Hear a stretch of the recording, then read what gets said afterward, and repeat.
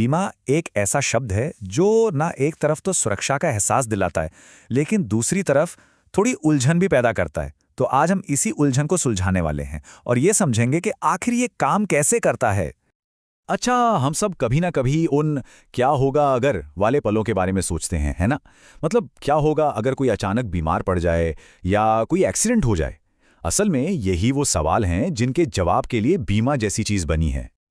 तो आखिर ये बीमा है क्या? देखिए, बहुत आसान शब्दों में कहें तो ये एक फाइनेंशियल सेफ्टी नेट है। एक तरह का वादा। एक वादा कि भाई जब जिंदगी में कोई बड़ी अनचाही मुश्किल आ जाए तो उसके आर्थिक बोझ से अकेले नहीं लड़ना पड़ेगा।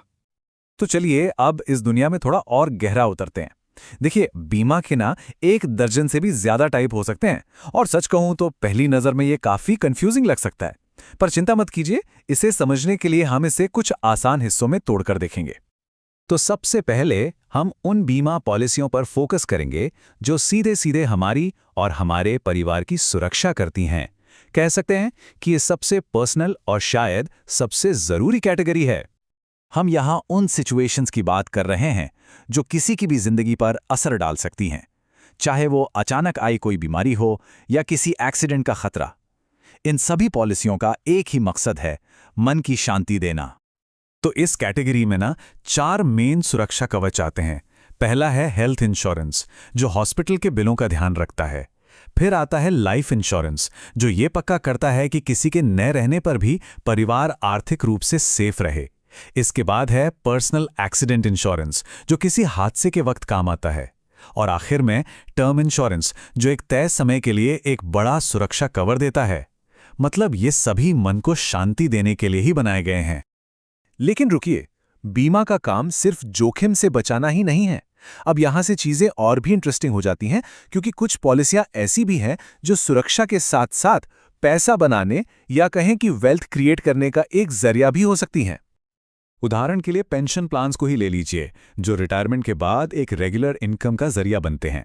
या फिर एंडाउमेंट पॉलिसी, जो सेविंग्स और इंश्योरेंस को एक ही पैकेज में मिला देती है। और हाँ, इनमें सबसे यूनिक है यूलिप, जो इंश्योरेंस के साथ साथ मार्केट में इन्वेस्ट करने का मौका भी देता है। तो ये सिर्फ प्रोटेक्शन नहीं है, बल्कि भविष्य के लिए एक स्मार्ट इन्वेस्टमेंट भी है।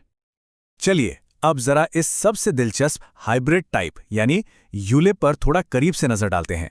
इसे समझना इसलिए जरूरी है क्योंकि ये इंश्योरेंस और इन्वेस्टमेंट के बीच की लाइन को काफी हद तक धुंधला कर देता है। अब यूलिप की सबसे खास बात है इसका ड्यूअल नेचर, मतलब दोहरा स्वभाव।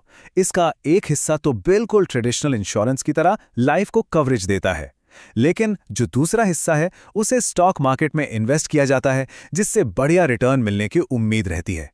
तो एक तरह से यह सुरक्षा और ग्रोथ दोनों का एक कमाल का कॉम्बिनेशन है। ओके, तो पर्सनल प्रोटेक्शन की बात हो गई। अब आगे बढ़ते हैं और बात करते हैं उन चीजों की जिन्हें हम बड़ी मेहनत से बनाते हैं। हमारी संपत्ति, जैसे हमारा घर, हमारी गाड़ी। देखिए, जिन चीजों को बनाने में हमारी मेहनत और पैसा लगा है, उनकी सुरक्षा करना भी तो उतना ही जरूरी है ना? चाहे वो हमारा घर हो, हमारी कार हो या कोई भी और कीमती सामान। तो हमारी संपत्ति के लिए भी खास तरह के सेफ्टी नेट मौजूद हैं, जैसे मोटर इंश्योरेंस, जो सड़क पर होने वाले हादसों से बचाता है। होम इंश्योरेंस, जो घर को चोरी या बाढ़ जैसी मुश्किलों से बचाता है। और हाँ, फायर इंश्योरेंस, जो आग लगने जैसी किसी बड़ी दुर्घटना से होने वाले नुकसान की भरपाई करता है। चलिए अब आते हैं हमारी आखिरी कैटेगरी पर। यह पर्सनल जरूरतों से थोड़ा आगे की बात है। यह है व्यापार और कुछ खास सिचुएशंस के लिए बना इंश्योरेंस। आपको पता है, बीमा सिर्फ लोगों और उनके घरों तक ही सीमित नहीं है। असल में यह हमारी इकोनॉमी के हर हिस्से में एक बहुत जरूरी रोल निभाता है, चाहे वो विदेश यात्रा हो या फिर बड़े बड़े बिजनेस चलाना। इसके कुछ उदाहरण देखते हैं। ट्रैवल इंश्योरेंस, जो सफर के दौरान होने वाली दिक्कतों से बचाता है। क्रॉप इंश्योरेंस, जो किसानों को खराब मौसम से होने वाले नुकसान से बचाता है। कमर्शियल इंश्योरेंस, जो बिजनेस को उनके रिस्क से बचाता है। और मरीन इंश्योरेंस, जो समुद्र के रास्ते भेजे जाने वाले सामान को प्रोटेक्ट करता है। तो ये था बीमा की दुनिया का एक क्विक टूर। चलिए अब फटाफट से उन मेन पॉइंट्स को एक बार फिर से देख लेते हैं जो हमने समझे।